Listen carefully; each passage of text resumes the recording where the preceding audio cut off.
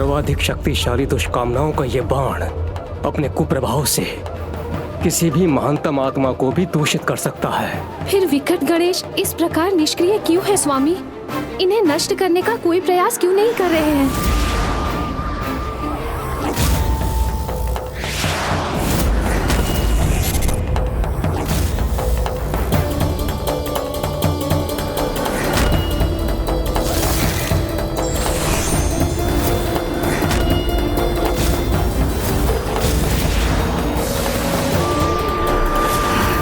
प्रभु, ये बाण तो अत्यंत शक्तिशाली है।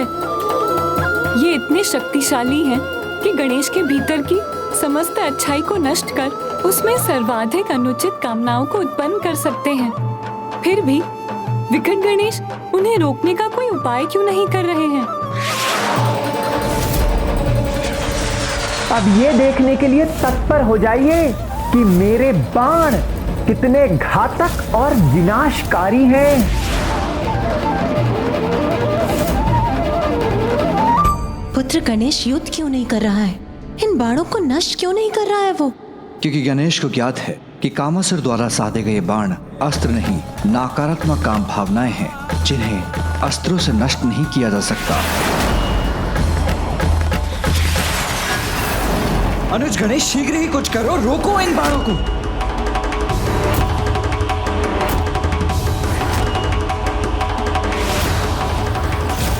अनुज, यदि तुम इसी प्रकार निष्क्रिय रहे तो मुझे ही हस्तक्षेप करना पड़ेगा तुम्हारे इस युद्ध में।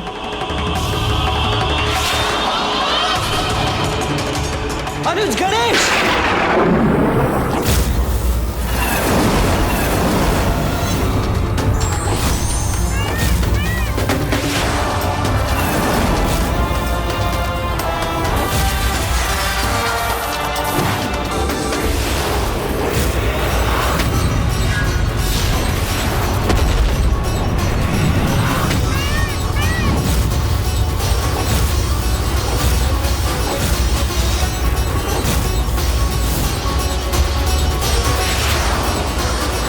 ये कैसे संभव है? रुक जाइए भैया, इन बाणों को नष्ट करना असंभव है। इनका तो बस सामना ही किया जा सकता है।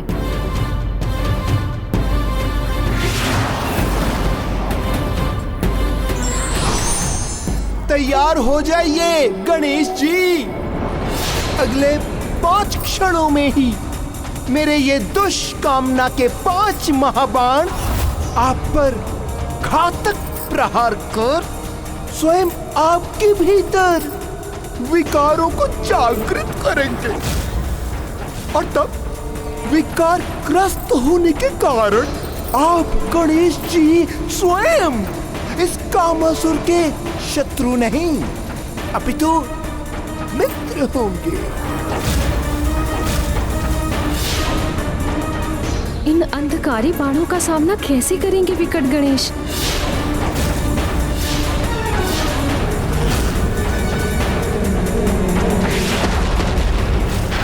गणेश! पुत्र,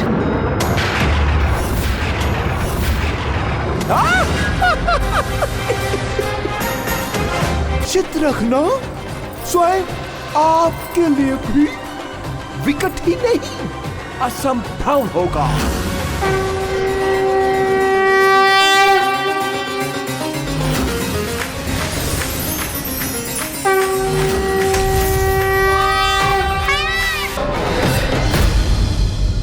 असंभव असंभव है ये। तो मेरे उन बाणों का प्रभाव क्यों नहीं हुआ इन पर? तुम्हारे इस प्रश्न का उत्तर मैं देता हूं कामासुर, क्योंकि गणेश स्वयं परम ब्रह्म है, इसीलिए उन पर किसी भी प्रकार के विकार का कोई भी प्रभाव कैसे संभव है? ब्रह्म रूपाय विष्णु रूपाय ते नमः। नमस्ते रुद्र रूपाय करि रूपाय ते नमः। विश्वरूप स्वरूपाय नमस्ते ब्रह्मचारिणे।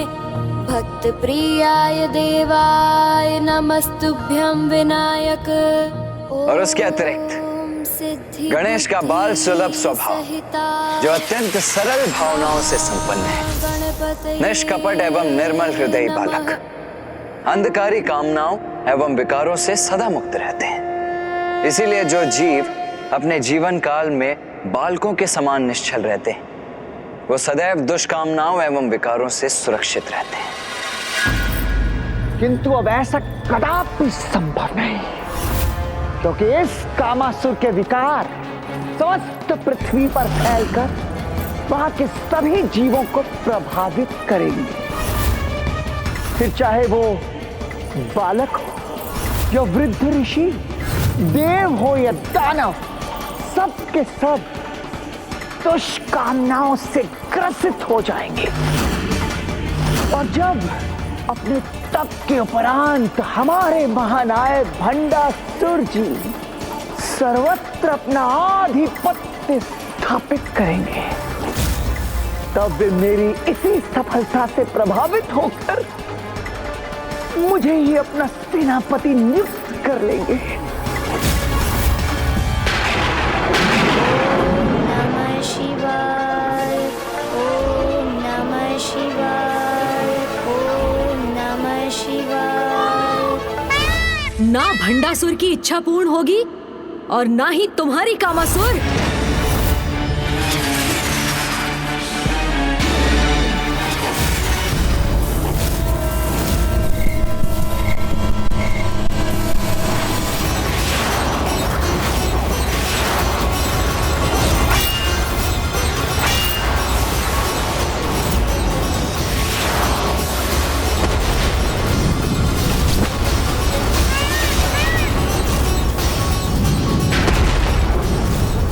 इसके इस अपार आत्मविश्वास का भला क्या कारण हो सकता है? महादेव को इनके तप से प्रसन्न कर इन तीनों असुरों ने उनसे अजय होने का वरदान प्राप्त अवश्य कर लिया। मैं अजय हूँ, अजय। आप मुझे पराजित नहीं कर सकते गणेश जी। हम भूल रहे हैं भैया, लोभासुर की भांति कि पिताश्री से अजय रहने का वरदान तो इसे भी प्राप्त है। क्या हुआ? रुक क्यों गए? पुनः प्रयास कीजिए, आपके सभी अस्त्रों के उत्तर हैं मेरे पास।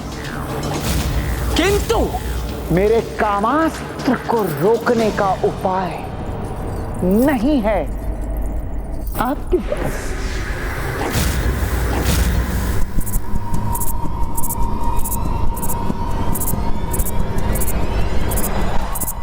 भैया, सृष्टि इसके काम वाष्प से तभी मुक्त होगी जब ये कामासुर स्वयं उस विकार से मुक्त होगा।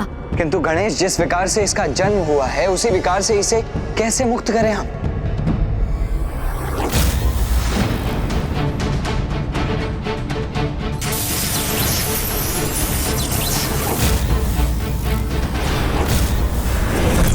कदाचित उसका उपाय भी है मेरे पास भैया। क्या हुआ? युद्ध आरंभ होने से पूर्व ही सारे अस्त्र समाप्त हो गए, या कामासुर से युद्ध करने का साहस नहीं रहा आपने? भैया, जब तक मैं इसके विकार को नष्ट करने के उपाय के साथ नहीं लौटता, हमें इसे यहीं उलझा कर रखना होगा।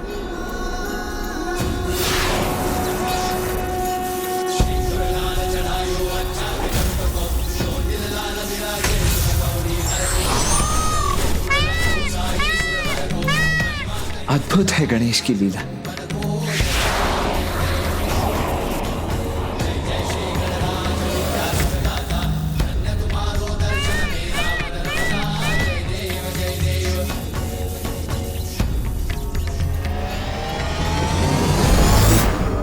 स्वामी, ये गणेश ने 2 रूप क्यों धारण कर लिए? और ऐसा कर वो क्या करना चाहता है?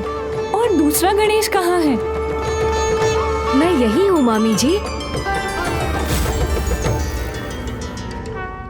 प्रणाम मामा जी। प्रणाम मामी जी। पुत्र गणेश, ये कैसी लीला है तुम्हारी? तुम अपने एक स्वरूप में वहाँ कामासुर से युद्ध कर रहे हो और दूसरे स्वरूप में यहाँ उपस्थित हो। क्या तुम्हें पूर्णता से वहाँ उपस्थित रहकर अपनी संपूर्ण शक्ति का प्रयोग कर उस कामासुर को पराजित करने का उपाय नहीं ढूंढना चाहिए?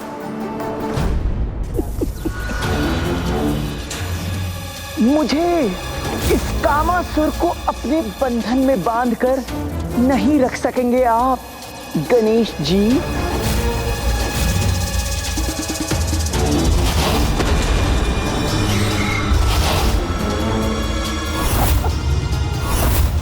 तिनक तिन था,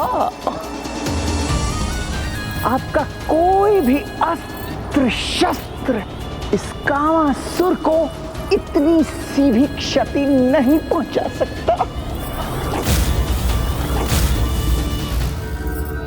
ये तो आपको भी ज्ञात होगा मामा जी कि पिताश्री से अजय होने के वरदान के कारण कामासुर को युद्ध में पराजित नहीं किया जा सकता, किंतु उसके काम रूपी विकार अर्थात उसकी शक्ति को अवश्य पराजित किया जा सकता है। उसके लिए ही मैं सहायता प्राप्त करने यहाँ मामा जी के समक्ष प्रस्तुत हुआ हूँ। किंतु पुत्र गणेश, मैं तुम्हारी सहायता किस प्रकार कर सकता हूँ? प्रभु कृपा कर आप मुझे अपने मोहिनी रूप के दर्शन प्रदान कीजिए।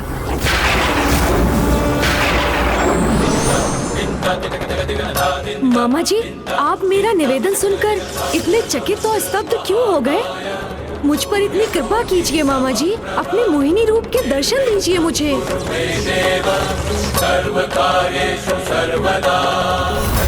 इस समय तो पुत्र गणेश का समस्त ध्यान पृथ्वी पर छाए कामासुर के कामारूपी कीट को नष्ट करने पर होना चाहिए, किंतु ये तो वैकुंठ पहुंचकर नारायण के मोहिनी रूप के दर्शन प्राप्त करने की इच्छा प्रकट कर रहे हैं।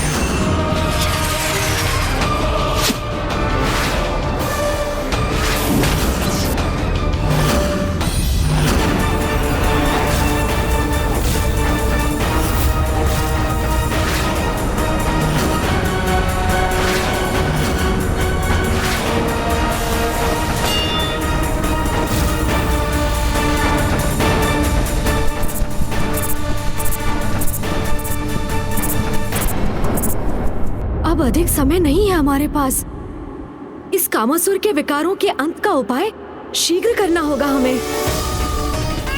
प्रभु, कामासुर के कामरूपी विकार ने सृष्टि को अपने भीतर समाहित करना आरंभ कर दिया है। शीघ्र सभी जीवों पर उसका कुप्रभाव होगा।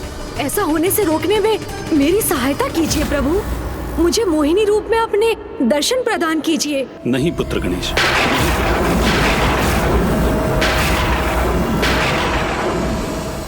पूर्व में जब मैंने मोहिनी रूप धारण किया था तब कामासुर उत्पन्न हुआ था। मुझे चिंता है कहीं? मेरा विश्वास कीजिए मामा जी, आपकी चिंता का कोई कारण नहीं, किंतु अब इस महासंकट को रोकने हेतु मेरे पास अधिक समय नहीं है, इसलिए मुझ पर ये कृपा कीजिए, मेरी सहायता कीजिए मामा जी।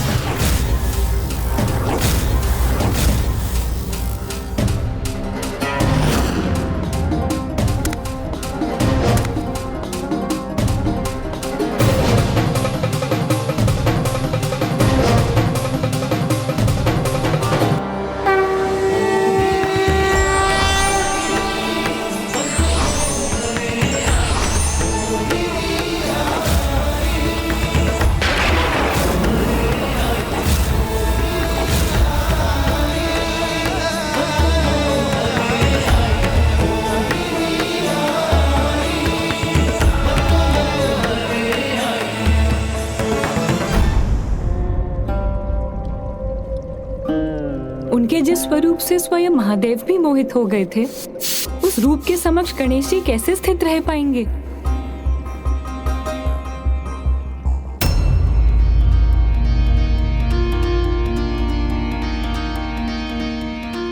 प्रणाम माता।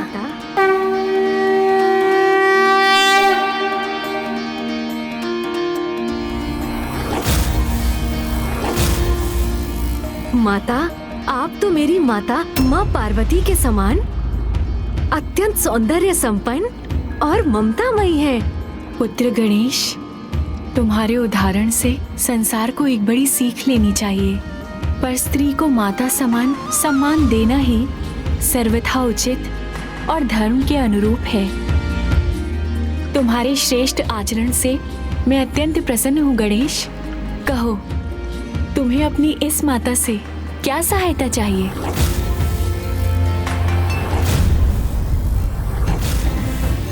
माता, काम विकार के साथ कामासुर के जन्म के पीछे आपका ही ये स्वरूप था, इसलिए अब उसके विकार का अंत भी आप ही कर सकती हैं माता। अनिच्छा से मैं उस विकार के जन्म का कारण बनी और अब वो कामासुर में परिवर्तित हो चुका है। और अब मैं वो उपाय प्रस्तुत करूंगी जो काम के विकार को नष्ट भी करेगा।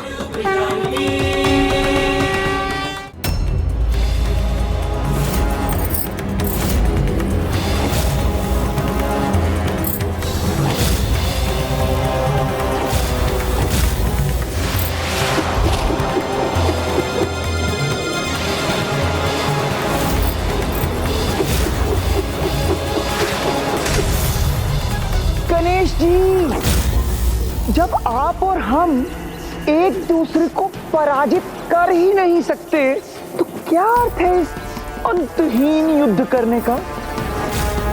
जिस प्रकार कामासुर का काम विकार इस अधिकांश पृथ्वी को निगल गया है, ठीक उसी प्रकार क्यों ना मैं भी आपको निगल जाऊं।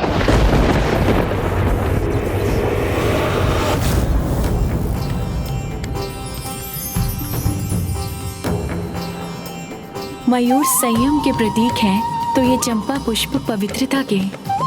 इन्हीं पवित्र पुष्पों के स्पर्श से कामासुर का विकार नष्ट होगा। हाँ माता।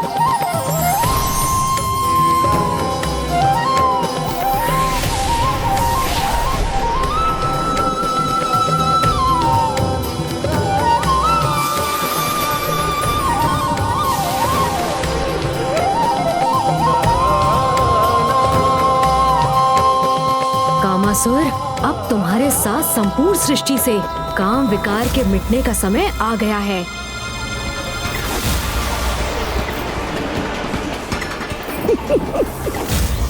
मेरा विकार तुम दोनों के भीतर प्रवेश नहीं कर सकता, तुमने कहा था ना, उचित है। किंतु मैं तुम दोनों को अपना आहार बनाकर तुम्हें अपने भीतर समाहित तो कर सकता हूं ना।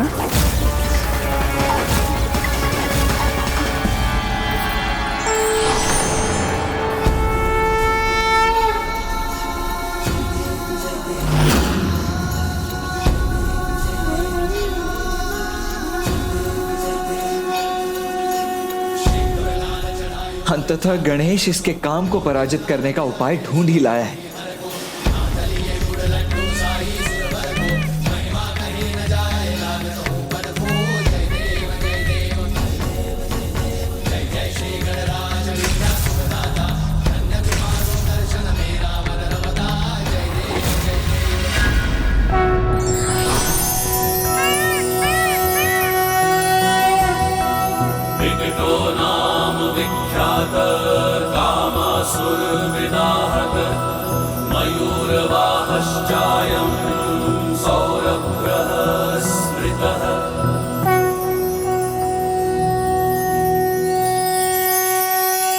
कर लीजिए आपकी लीला गणेश जी, किंतु अब आपकी किसी भी लीला का कोई भी प्रभाव नहीं होगा, क्योंकि अब पृथ्वी एक ऐसी विकट अवस्था में पहुंच चुकी है जहां से स्वयं विकट गणेश जी भी उसकी रक्षा नहीं कर सकते।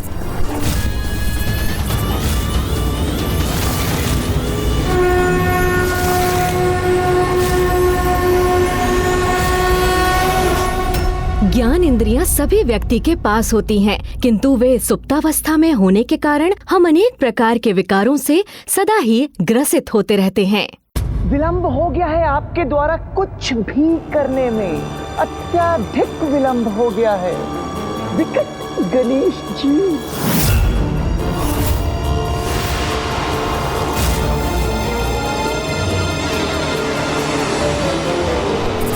कामासुर का विकट विकार इस समग्र पृथ्वी पर देखिए किस प्रकार छा चुका है,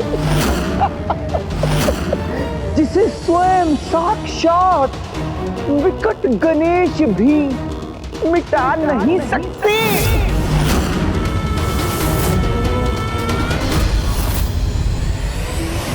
अब कामासुर के इस विकट प्रभाव का नष्ट होना ही उचित है। कोई नहीं रोक सका इस समस्त संसार में कामासुर को। सफल हो गया कामासुर।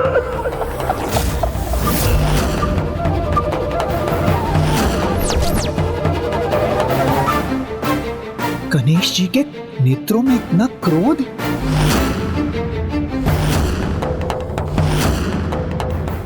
विकट गणेश तुम्हारे इस अनर्थकारी काम भाव को अब शीघ्र ही दूर करेंगे कामासुर।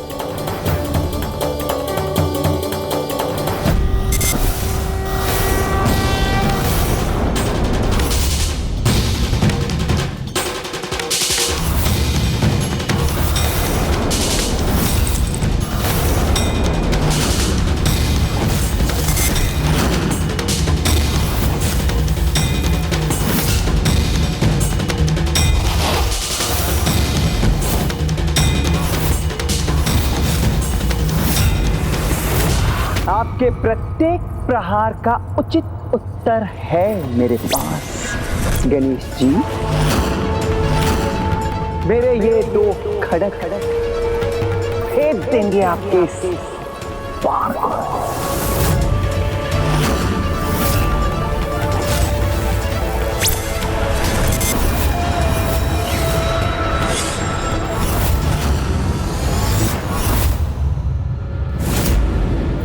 महादेव से अजय होने का वरदान प्राप्त है इस कामासुर को। फिर भी मुझे पूर्ण आशा है कि दिव्य पुष्प के बाण का इस पर कोई चमत्कारी प्रभाव होगा।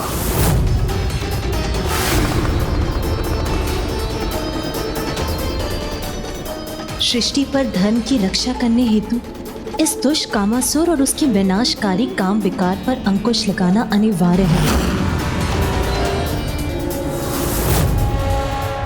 गणेश जी, आपका ये बाण मुझे स्पर्श भी करे उससे पूर्व ही खंडित कर दूंगा मैं उसे।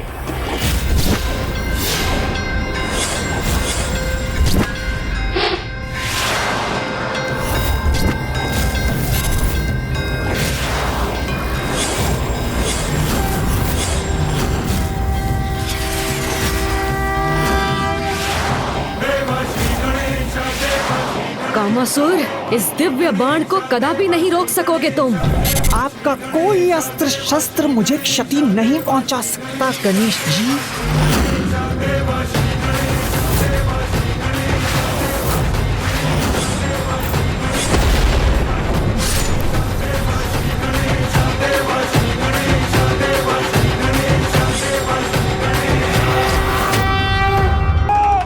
अपनी संपूर्ण शक्ति को पुनः एकत्रित करके भी इस बंधन को खंडित क्यों नहीं कर पा रहा हूं मैं।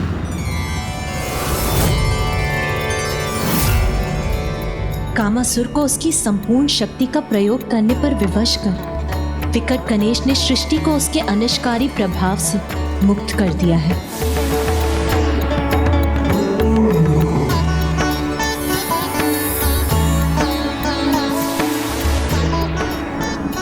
संसार काम विकार से मुक्त हुआ, अर्थात सृष्टि पर छाया संकट टल गया।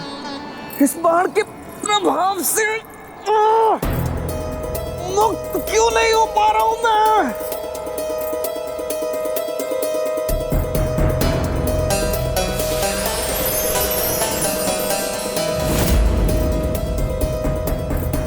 जो अपने विकारों को बढ़ावा देते हैं, समय आने पर वही विकार उनके नियंत्रण से बाहर होकर उन्हीं को क्षति पहुंचाते हैं। जैसे इस समय कामासुर अन्य किसी से नहीं अपितु स्वयं के विकारों से ही क्षतिग्रस्त हो रहे हो तुम।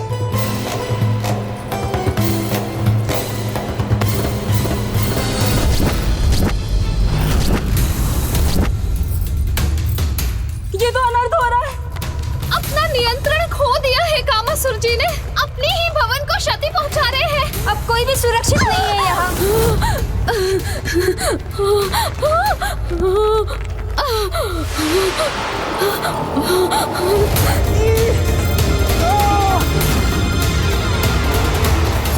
मुक्त होने के मेरे सभी प्रयास विफल क्यों हो रहे हैं?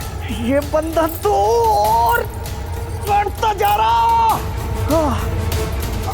अपार कष्ट हो रहा है मुझे।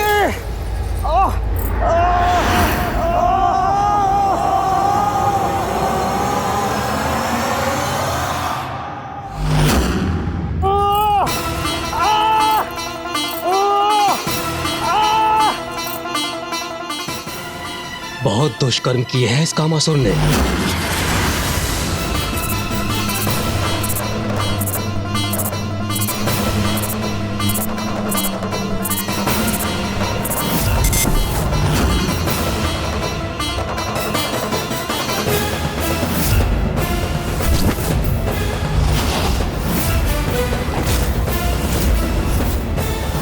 मैं आपको शाप देता हूँ कि आपकी काम इंद्रियां नष्ट हो जाए और आपके शरीर में सहस्त्रों छिद्र उत्पन्न हो जाए। देवराज,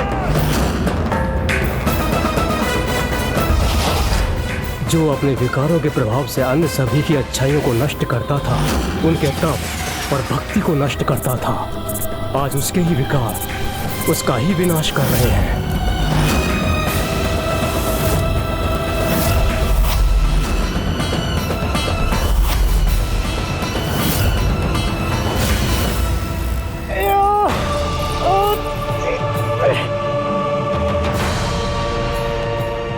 इसके विकार और प्रभु महादेव द्वारा प्रदान किए गए वरदान के कारण इसकी और भी अधिक दुर्दशा हो रही है।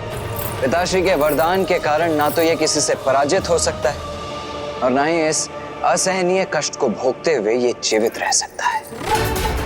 इसके लिए इससे अधिक विकट स्थिति संभव ही नहीं।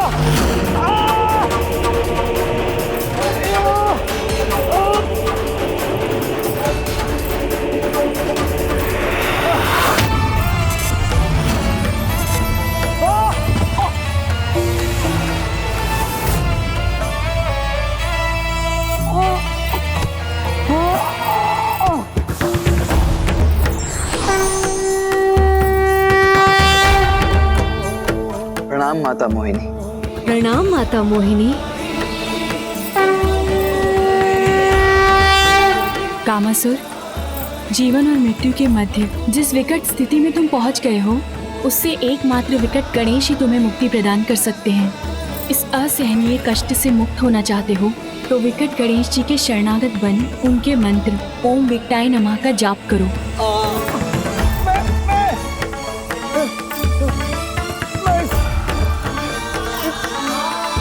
जाप करूंगा।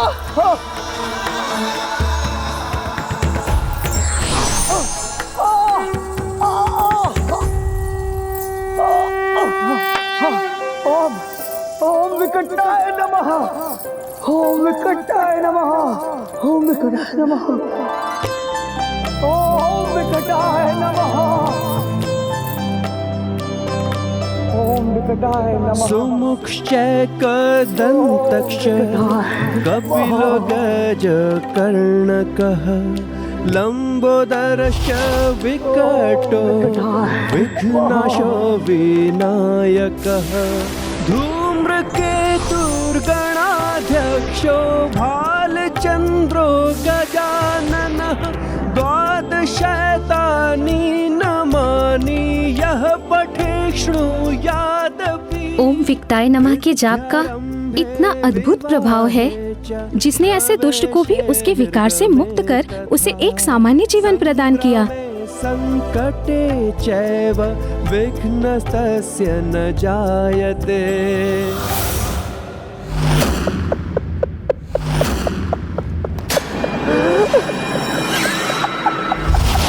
विकट गणेश जी, आपने मुझे एक कामासुर से तो बाहर कर दिया, किंतु मैं सहस्त्र कामासुर बनकर हमारे महान असुर भंडासुर जी का सहायक बनूंगा और उनके लिए अति उपयोगी सिद्ध होऊंगा मैं, एवं तब आप कुछ भी नहीं कर पाएंगे। भंडासुर। ओम नमः शिवाय, ओम नमः शिवाय, ओम नमः शिवाय।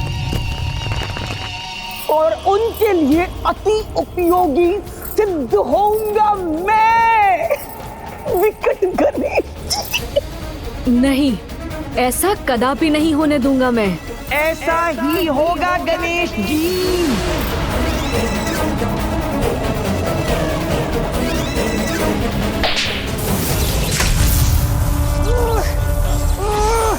छोड़ो मुझे, मुक्त करो।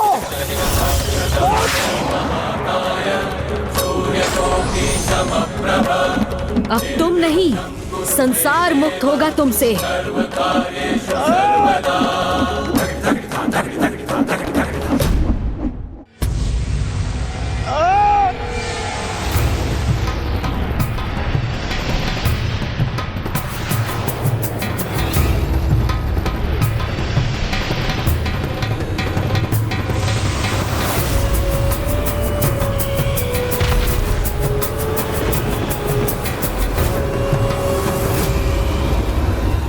लोभासुर,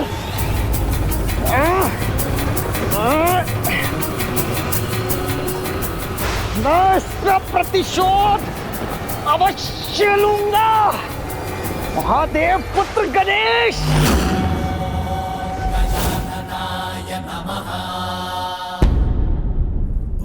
बधाई हो विकट गणेश।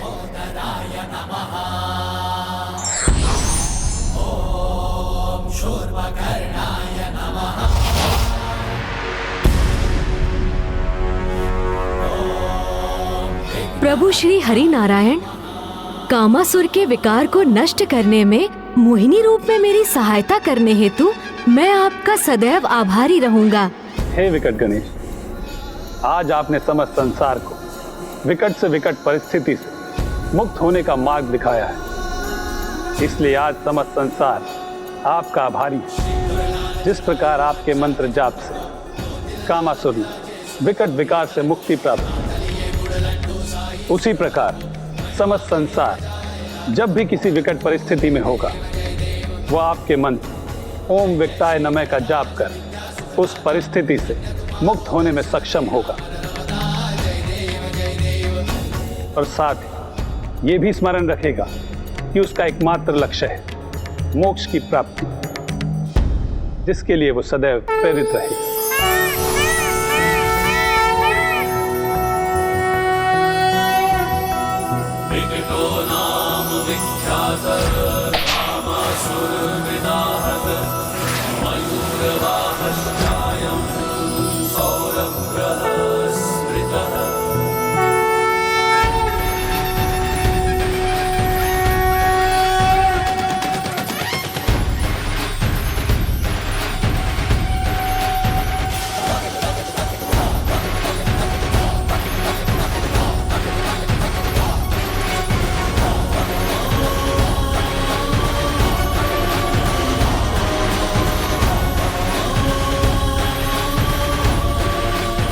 प्रभु, इस कामासुर को काम के विकार से मुक्त करने के लिए आपका कोटि कोटि धन्यवाद।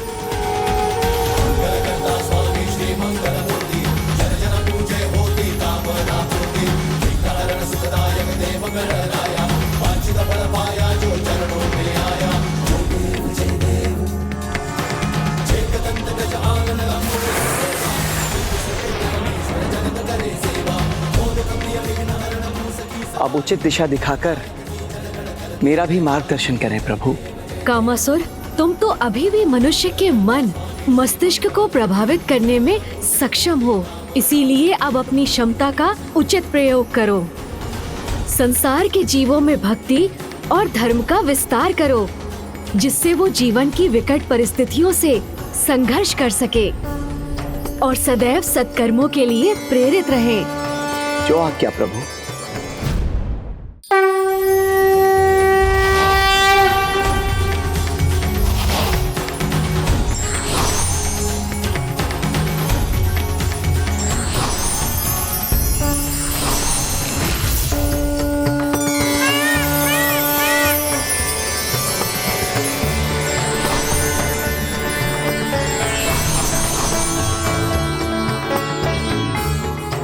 अनुज गणेश, अब लोभासुर और कामासुर के अंधकारी विकार तो नष्ट हो गए, इसीलिए अब ममतासुर का उपाय करने का भी समय आ ही गया है। भैया, सर्वप्रथम हमें जाकर ये समाचार पिताश्री को देना चाहिए। वो ये ज्ञात कर अत्यंत प्रसन्न होंगे कि जिस कामासुर में वो सुधार लाना चाहते थे, वो अब सुपथ पर अग्रसर है।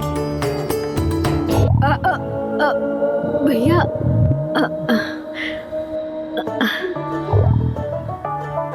अनुज गणेश, पिताश्री तो त्रिकालदर्शी, उनसे भला क्या छिपा हुआ है? मैं जानता हूं कि तुम्हें कैलाश क्यों जाना है, ज्ञात है मुझे। अब तो तुम वास्तविकता में भूख से ग्रस्त हो, है ना? और माँ के हाथ का पकाया भोजन करने के भी इच्छुक हो। भैया,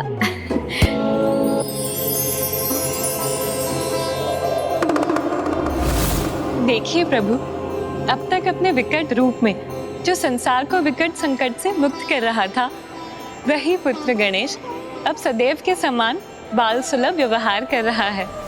ऐसा बालक प्रभु जो क्रीड़ा करते करते जब थक जाता है तो भूख लगने पर भोजन हेतु अपने माँ के निकट जाने को ही तत्पर होता है।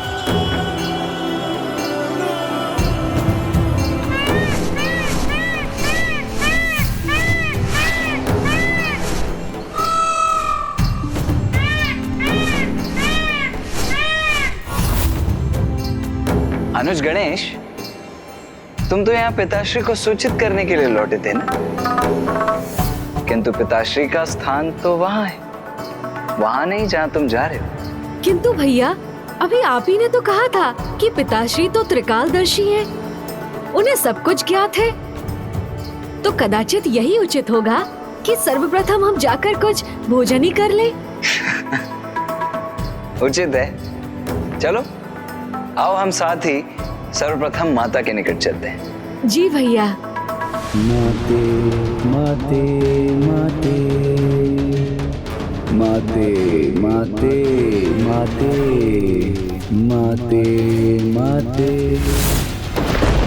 मुझे अपना आशीर्वाद दो माते, अपनी कृपा मुझ पर बनाए रखो माते, माते माते माते।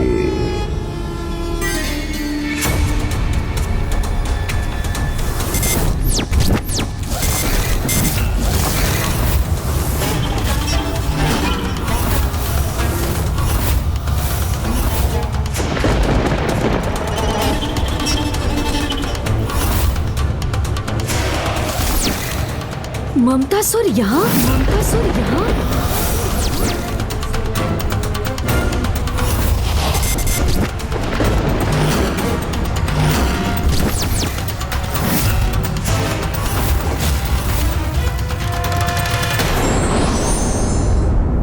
मनुष्य के विकार ही उसके सबसे बड़े शत्रु होते हैं। इन पर विजय प्राप्त कर लेने से ही अधिकांश कठिनाइयाँ दूर हो जाती हैं। आइए गणेश जी, स्वागत है। कार्तिकेय जी आइए। ममतासुर यहाँ?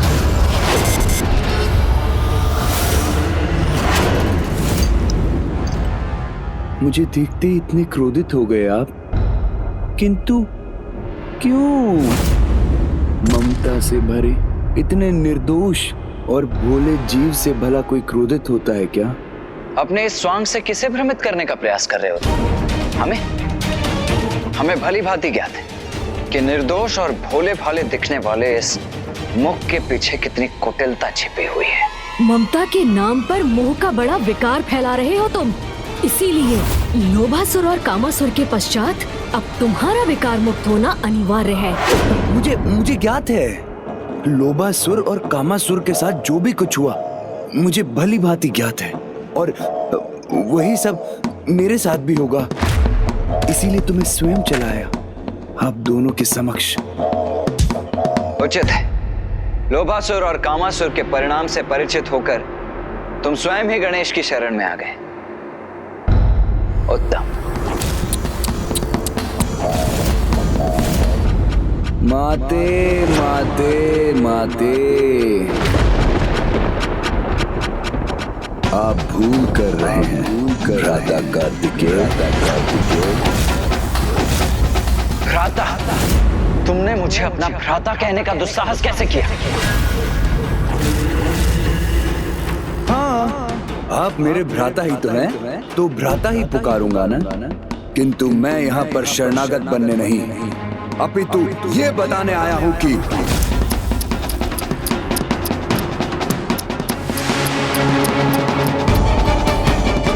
मैं कामासुर और लोभासुर के समान नहीं, खुलकर अपना दांव चलता हूँ।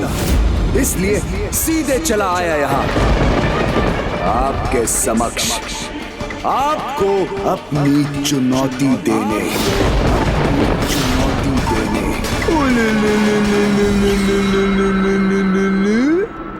हमारे निवास में प्रवेश कर हमें ही चुनौती देने का दुस्साहस कर रहे हो तुम। कितने मूर्ख हो तुम ममतासुर। तुम्हारे इस दुस्साहस का दंड तुम्हें अवश्य मिलेगा। इसमें दुस्साहस कैसा भ्राता कार्तिकेय?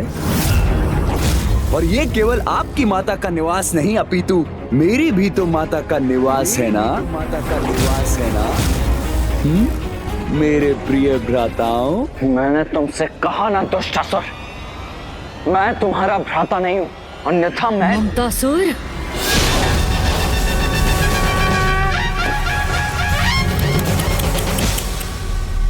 माते माते माते, मैं आप दोनों से इतना स्नेहपूर्ण बात कर रहा हूँ और आप इस प्रकार अपने अस्त्रों से मुझ पर प्रहार करना चाहते हो।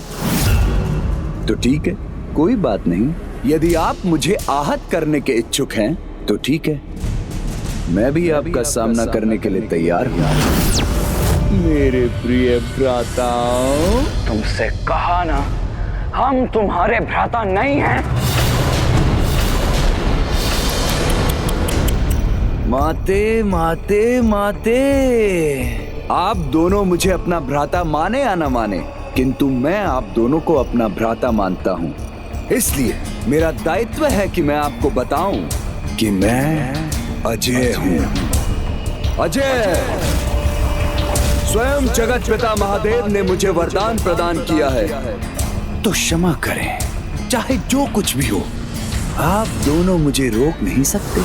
जिसका प्रमाण आपको शीघ्र ही प्राप्त होगा, जब समस्त संसार में माताओं और पुत्रों को प्रभावित करूंगा। मैं सभी अभिभावकों में उनकी संतानों के प्रति इतनी ममता भर दूंगा जो उनके लिए चिस बन जाएगी। किंतु वो दृश्य तो आपको पहले ही ज्ञात हो चुका है ना भ्राता गणेश?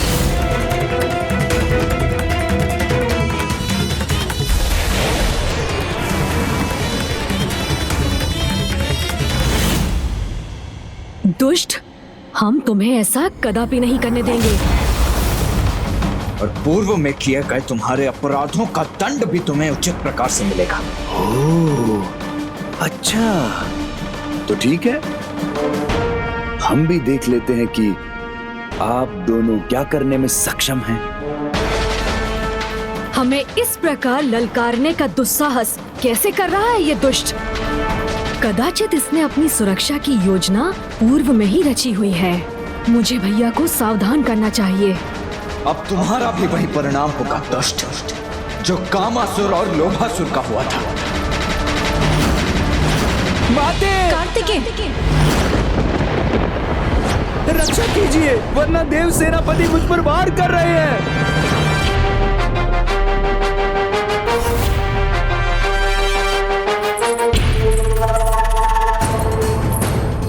ये हो क्या रहा है यहाँ पे? प्रणाम माते। देखिए ना माते, मेरे इतना समझाने पर भी कि अब मैं सुधर चुका हूँ, मेरे इन दोनों भ्राताओं का क्रोध शांति नहीं हो रहा है। मुझे दंडित करने, मुझ पर प्रहार करना चाहते हैं, जैसे इन्होंने कामासुर और लोभासुर के साथ किया।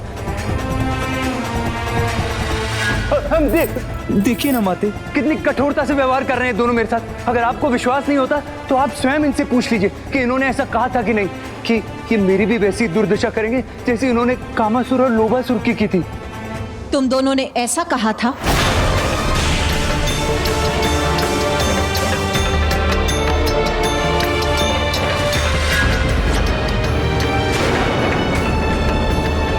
माँ, ये क्या कर रही हैं आप? पुत्र, ये उचित नहीं।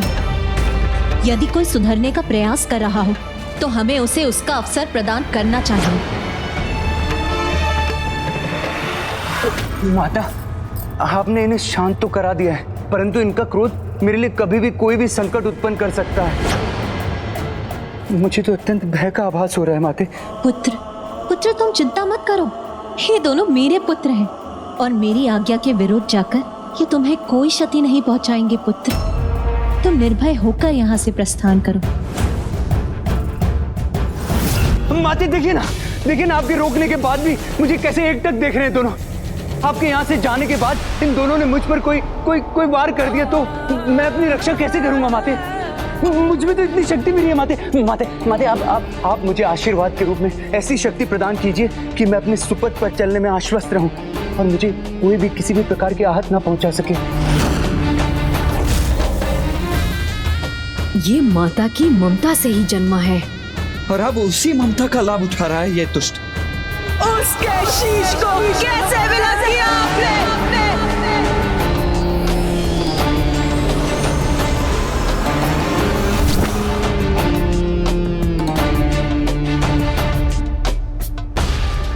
उचित है पुत्र।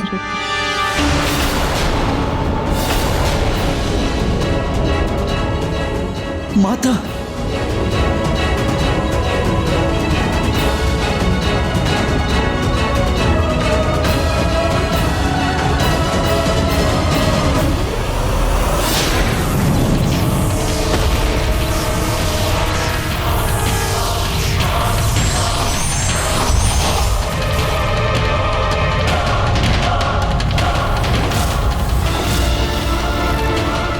माते, यही दे दीजिए मुझे, ये दे दीजिए।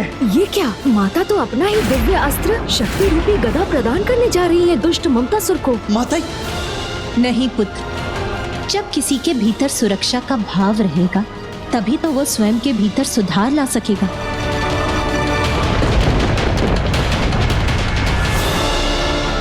लो पुत्र, ये दिव्य गदा लो।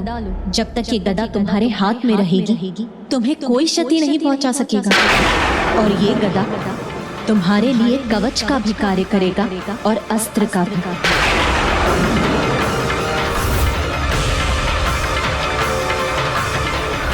माता के अस्त्र से सुरक्षित होने पर इसे हम भी क्षति नहीं पहुंचा सकेंगे।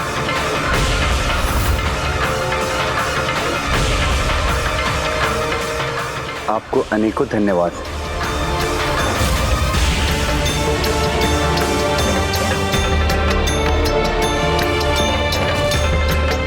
इसे जाने दो पुत्र, इसे एक अवसर प्रदान करना हमारा कर्तव्य है।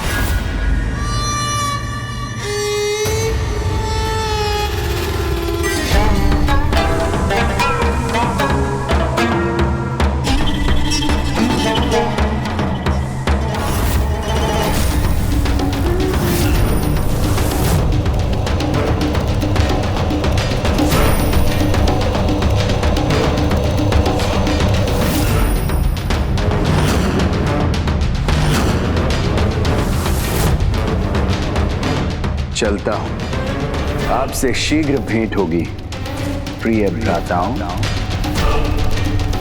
भैया, अभी क्रोधित होने से कोई लाभ नहीं होगा। आप कितना भी क्रोध कर लीजिए देव सेनापति कार्तिकेय जी, किंतु जब तक मेरे पास महादेव का वरदान है एवं माता पार्वती की ये दिव्य गदा है, तब तक ये मेरे लिए सुरक्षा कवच बने रहेंगे। अब जब तक इसके पास माता के द्वारा प्रदान की गई ये गदा है तो इसके विकार को मिटाने का क्या उपाय है? अब मैं समस्त संसार में ममता के कुचक्र का विस्तार कर अपने महानायक भंडासुर को प्रसन्न कर दूंगा।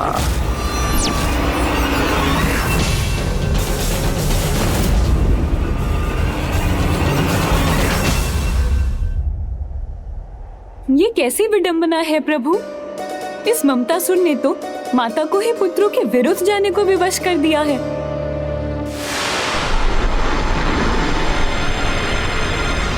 हमारे ही निवास में हमारी माता को अपने पक्ष में कर उनसे ही अपने लिए एक दिव्य सुरक्षा कवच प्राप्त कर लिया इस कपटी ममतासुर ने।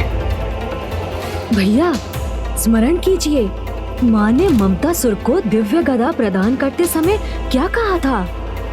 जब तक ये गदा तुम्हारे हाथ में रहेगा तुम्हें कोई क्षति नहीं पहुंचा सकेगा। अर्थात अनुज? अर्थात माँ की दिव्य गदा को उसके हाथों से विलग करते ही हम उसके प्रभाव को मिटा सकेंगे।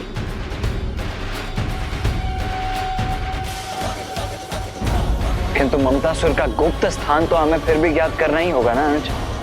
कहीं लोभासुर के समान ही ममतासुर के गुप्त स्थान को ढूंढने में भी हमें अधिक कठिनाइयों का सामना करना पड़ा तो बहुत अधिक विलंब हो जाएगा अनुज।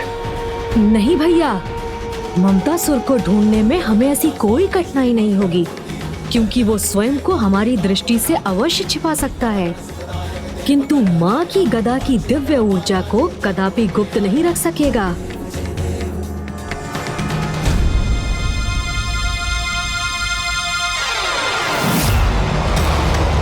हाँ गणेश, जिस गदा को पाकर वो स्वयं को सुरक्षित समझ रहा है, वही गदा अब हमें उसके स्थान का संकेत देकर हमें उस तक ले जाएगी।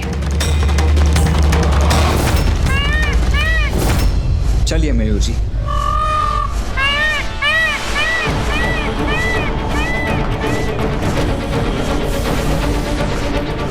भैया, वो दिव्य ऊर्जा तो हमें इन पर्वतों के मध्य जाने के लिए प्रेरित कर रही है।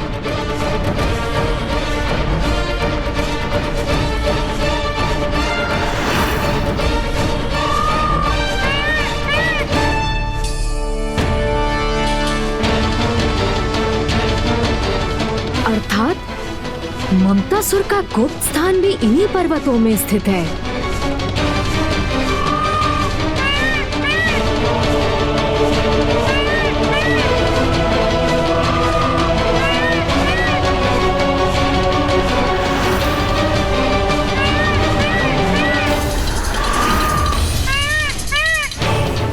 गणेश, कितना विचित्र स्थान है नहीं? हाँ भैया, ये तो जैसे हमने एक श्वेत संसार के भीतर ही प्रवेश कर लिया।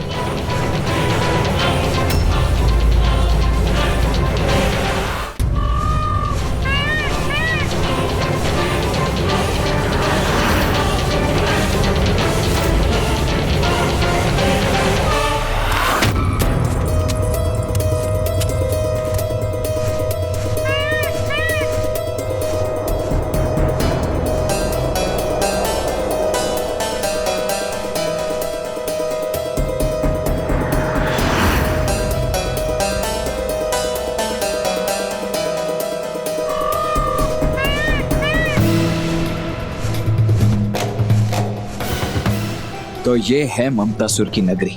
हाँ भैया, ये कैसी विडंबना है कि श्वेत रंग शांति और स्थिरता का प्रतीक है, जिसके सर्वथा विपरीत ममतासुर अपने विकार के प्रभाव से सर्वत्र अशांति ही उत्पन्न करेगा। किंतु ये सब कौन है और यहाँ क्यों है? लो पुत्र, ये लड्डू तुम्हारे लिए और ये तुम्हारे लिए और ये अंतिम मेरे लिए।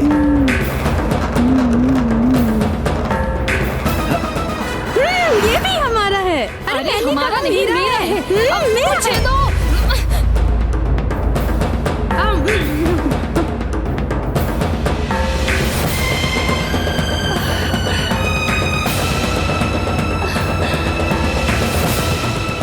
ये आम तो अत्यंत स्वादिष्ट है माता, चलो इन्हें लेकर चलो।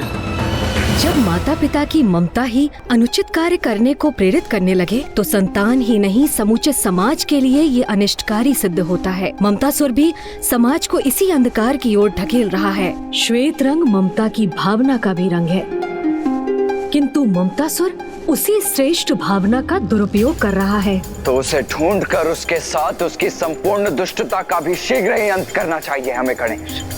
हाँ भैया।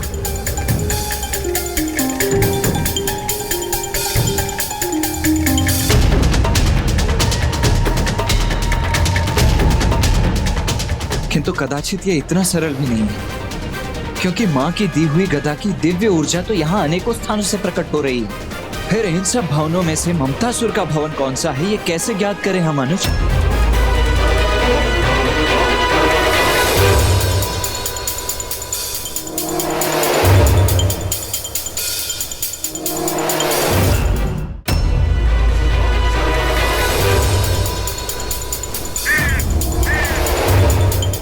अरे ये पक्षी पत्थर की ठोस दीवार से कैसे प्रवेश कर रहे हैं? ओह, अब समझा। भैया, ममतासुर को ये अवश्य ज्ञात होगा कि हम उससे माँ की दिव्य गदा प्राप्त करने यहाँ आएंगे। इसीलिए हमें भ्रमित करने हेतु उसने इन अनेक मायावी भवनों को उत्पन्न किया है। किंतु वो वास्तविक भवन तो एक ही है, जहाँ वो स्वयं छिपा हुआ है। तो ये है ममतासुर की माया के परे का अंधकारी सत्य, और ये है उस दुष्ट इसी दिशा में स्थिर क्यों है?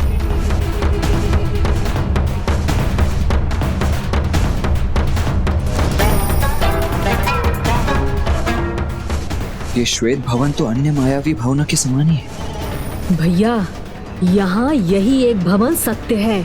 इसके अतिरिक्त यहाँ जो भी दिखाई दे रहा है वो माया से रचित भ्रम मात्र है। आप स्वयं देख लीजिए भैया।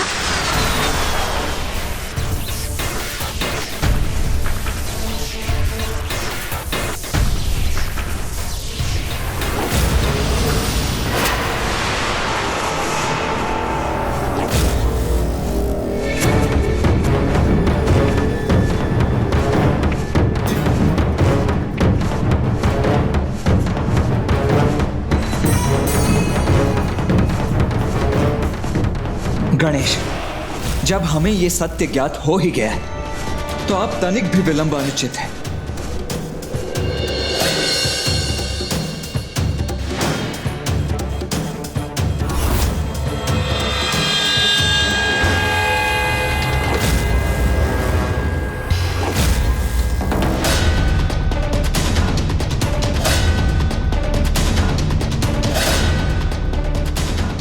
रुको अनुज गणेश, इस द्वार को मैं खोलता हूँ। जी भैया।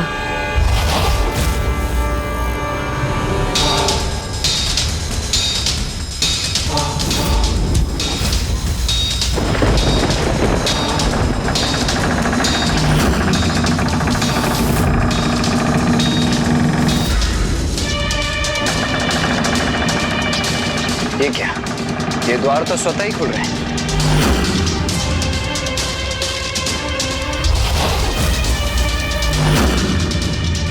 स्वागत भ्राताओं, ममतासुर आपका स्वागत करता है। देवता हो या ऋषि, देवी पार्वती से जन्मे ममतासुर के मोह ममतापुर में कोई भी आ तो सकता है, किंतु जाना असंभव।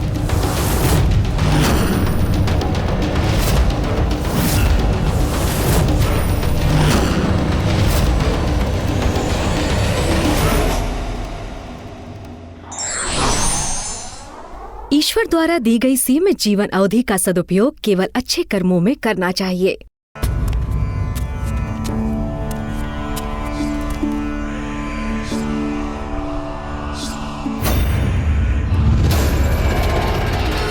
ममतासुर के मोह ममतापुर में आप दोनों का स्वागत है। मुझे भली भांति ज्ञात था कि आप दोनों मुझसे भेंट करने यहाँ अवश्य आएंगे।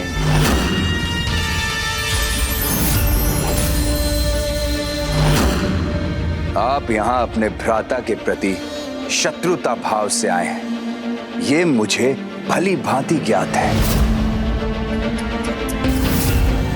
किंतु मैं एक उत्तम भ्राता होने का कर्तव्य अवश्य निभाऊंगा।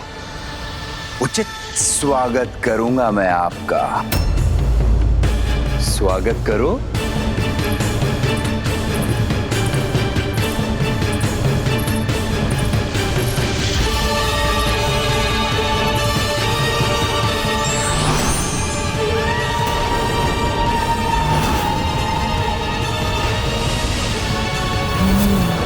तो पुष्प नहीं, ये विषैले झाड़ के अंश हैं।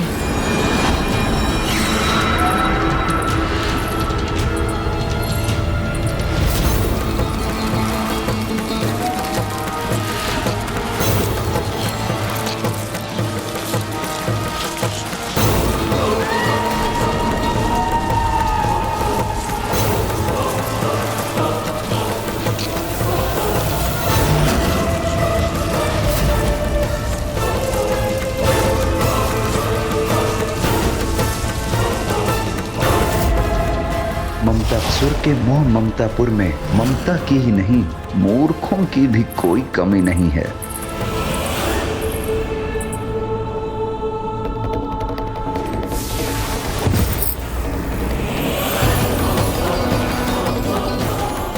इनका तो जीवन पूर्ण हो गया, अब आप कैसे बचेंगे गणेश जी? इन्हें तो ये भी ज्ञात नहीं कि मैंने इनके लिए श्वेत पुष्प नहीं, विषैले कांटे बिछाए हैं।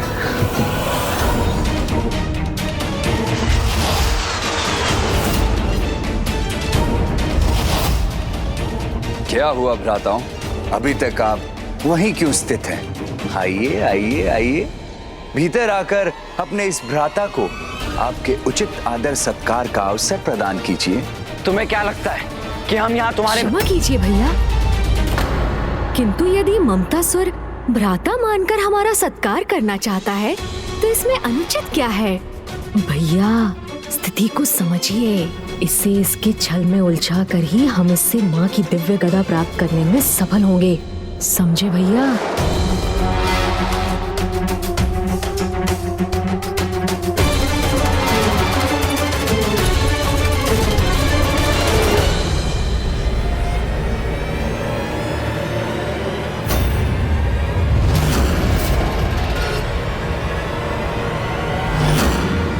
अरे अरे भैया, ये क्या कर रहे हैं आप? मैं प्रथम पूज्य हूँ, इसीलिए विधि के अनुसार सर्वप्रथम आगे बढ़ने का अवसर तो मुझे ही प्राप्त होना चाहिए ना? अवश्य अनुज।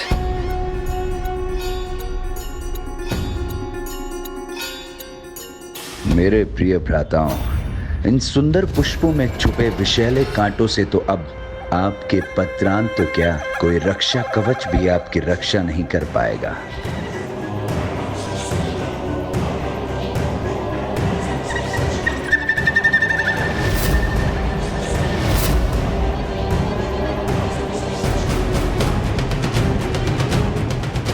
ममतासुर के मुख पर इतना कुटिल भाव, अर्थात ये पुष्प वास्तविक नहीं, भ्रम है, छल है।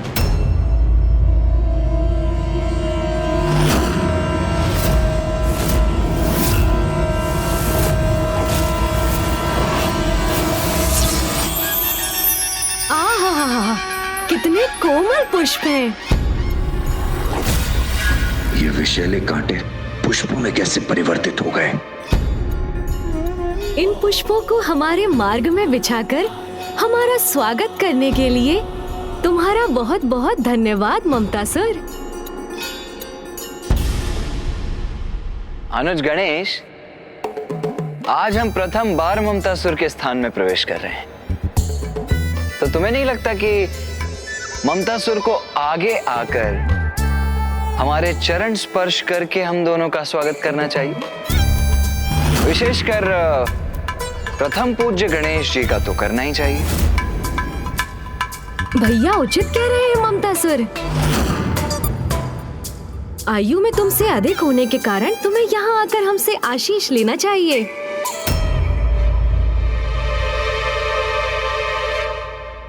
गणेश जी ने चमत्कार कर विषैले झाड़ के कांटों को पुष्पों में परिवर्तित कर दिया, किंतु यदि इस कालकूट विष का मेरे चरणों में स्पर्श भी हुआ तो कहीं मेरे जीवन पर ही कोई संकट न छा जाए। क्या हुआ ममतासुर? आओ आगे बढ़ो। हाँ ममतासुर, अन्यथा माँ को ज्ञात होगा कि हम इतने स्नेह से तुमसे भेंट करने पहुँचे और तुमने उचित प्रकार से हमें प्रणाम भी नहीं किया, तो उनका हृदय कितना आहत होगा। और उस पीड़ा से उत्पन्न हुए क्रोध के कारण कहीं ऐसा ना हो कि तुमने उनसे वरदान में जो प्राप्त किया है, कहीं वो तुम्हें उससे ही वंचित ना कर दे। अब माँ के क्रोध का क्या पता, समझ रहे हो ना तुम? ये कैसी दुविधा प्रकट हो गई, अब मैं क्या करूं?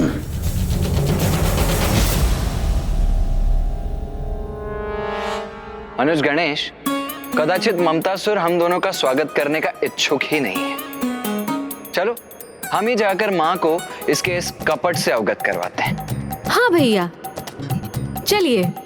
चलो अब नहीं नहीं, रुकिए। पूरे फंसे ममतासुर। गणेश तुम्हारे छल से तो सुरक्षित रह गया। अब देखना है तुम स्वयं को अपने ही छल से कैसे बचाते हो।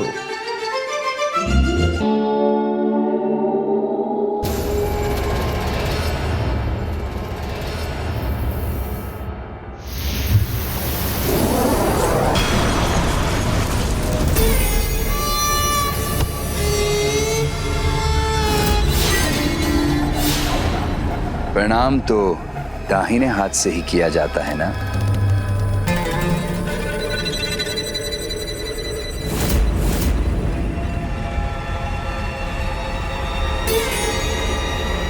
आप दोनों चतुर अवश्य हैं, किंतु एक प्रकार से मैं भी आपका भ्राता ही हूं, इसलिए मुझे उलझाना इतना सरल नहीं। भैया, अत्यंत कपटी है ये दुष्ट। सर्वप्रथम हमारे विरुद्ध अपनी माया का प्रयोग किया इसने, और अब हमारी माँ से प्राप्त दिव्य अस्त्र से ही स्वयं को सुरक्षित भी कर रहा है।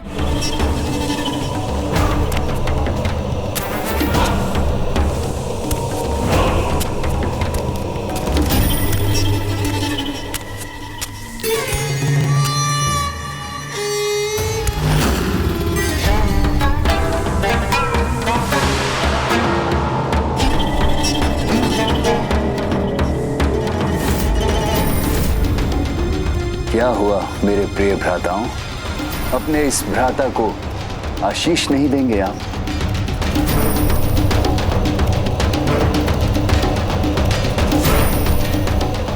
शीघ्र विकार मुक्त होकर सत्कर्म करो, जो कभी होगा नहीं।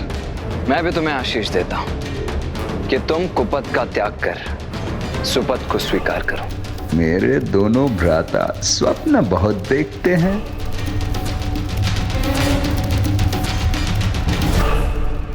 आइए भीतर प्रवेश कीजिए।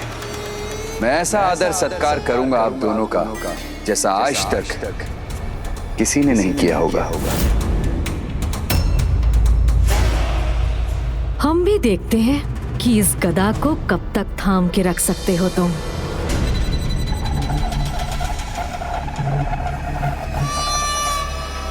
आइए, मेरे अतिथि गृह में स्वागत है आप दोनों का।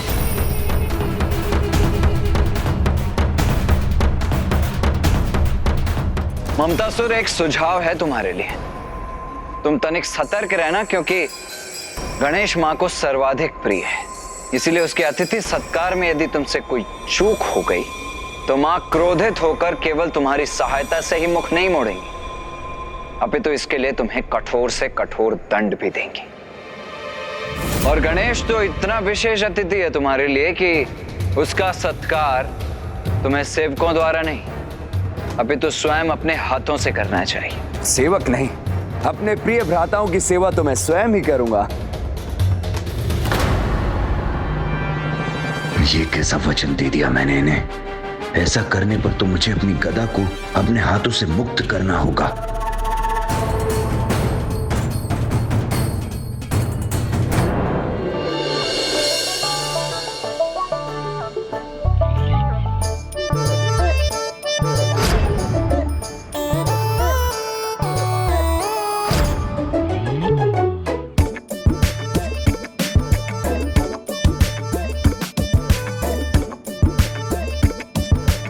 भोजन आरंभ कीजिए भ्राताओं।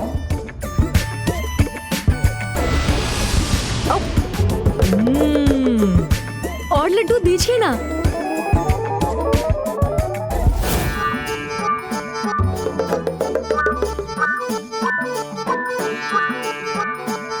पूरी सब्जी, दाल, ममतासुर खीर दीजिए।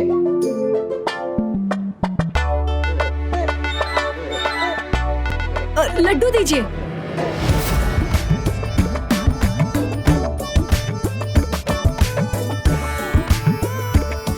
मोदक, जल दीजिए।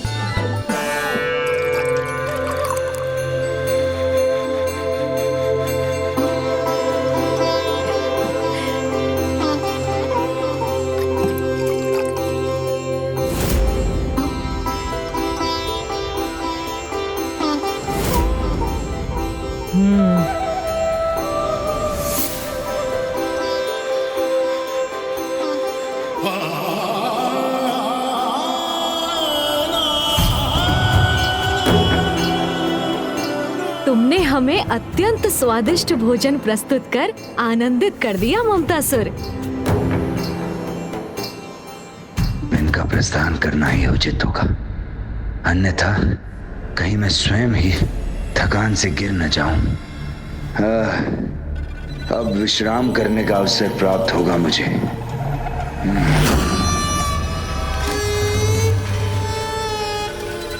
ये दोनों तो अभी भी यही हैं।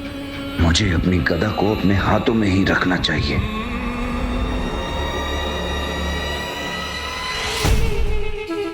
ये क्या ममतासुर? तुम्हारे अतिथि अभी भी यहीं तुम्हारे समक्ष ही उपस्थित हैं। और तुम विश्राम करने का विचार कर रहे हो? लज्जा नहीं आ रही है तुम्हें? नहीं नहीं नहीं, अब मैं बैठ कहाँ रहा हूं, मैं तो अपने स्थान पर ही स्थित हूं।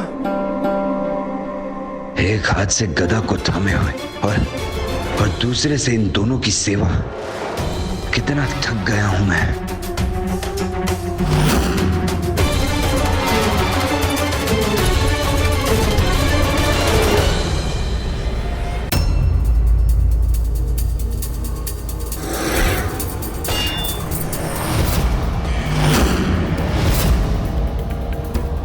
कदाचित अब तुम्हारे लिए अपनी गदा को संभालना भी कठिन हो रहा है ममतासुर। तो अब हम प्रस्थान कर तुम्हें अपनी सेवा से मुक्त करते हैं और आशा करते हैं कि जिस श्रद्धा से तुमने हमारा सत्कार किया, उसी श्रद्धा से बुराई का त्याग कर तुम अच्छाई के पथ पर भी अग्रसर होगे। अब विश्राम करने का अवसर प्राप्त होगा मुझे। भैया, जब तक हम इसके समक्ष होंगे, ये गदा को अपने हाथों से कदापि दूर नहीं करेगा। हमें यहाँ से जाना ही होगा।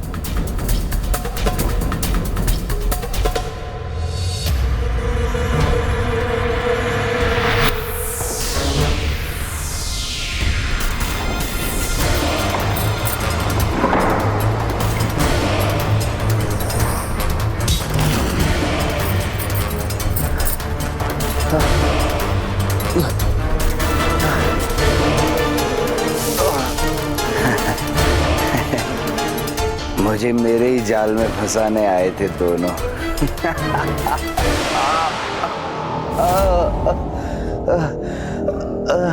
किंतु मैंने उनकी योजना को विफल कर दिया। हमारे जाल में तो तुम उलझ चुके हो ममतासुर। ये दोनों तो यहाँ से प्रस्थान कर गए थे। ये दोनों यही है। मेरी गदा!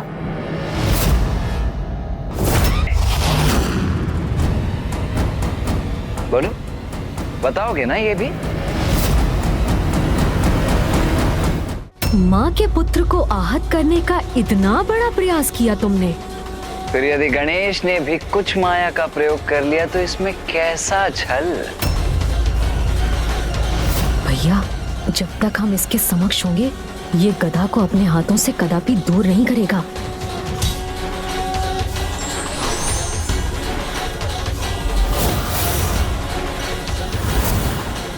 कदाचित अब तुम्हारे लिए अपनी गदा को संभालना भी कठिन हो रहा है ममतासुर। तो अब हम प्रस्थान कर तुम्हें अपनी सेवा से मुक्त करते हैं।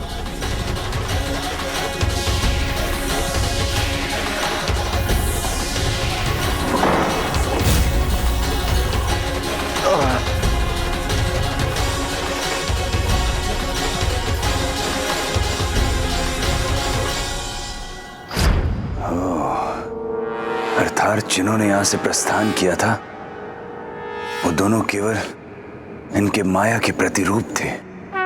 हाँ, और हम स्वयं यही थे, तुम्हारे अत्यंत निकट।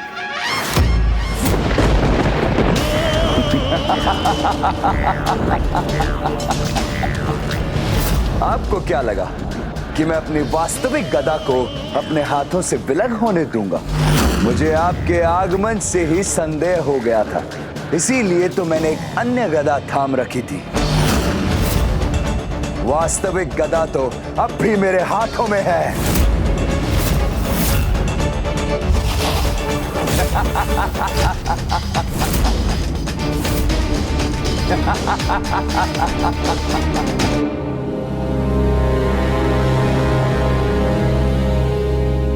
क्या हुआ?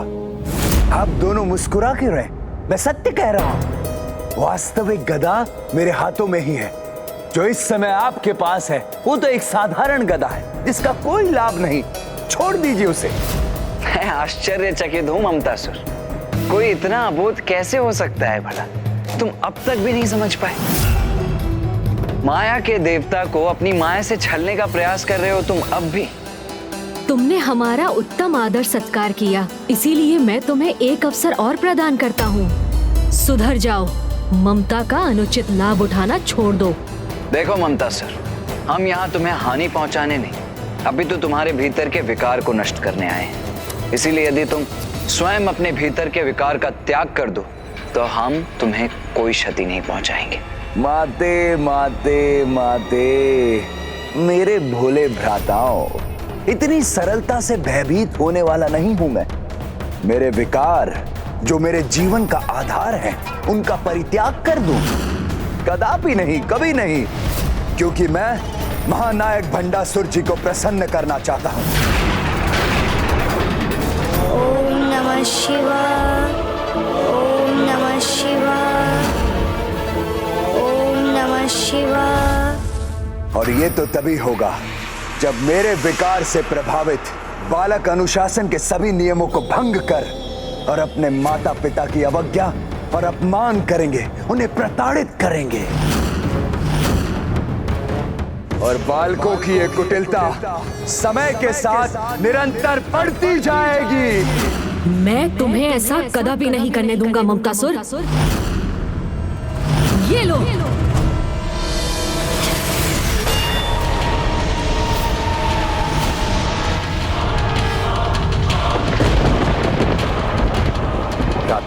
पहले मुझे ढूंढ कर तो दिखाओ।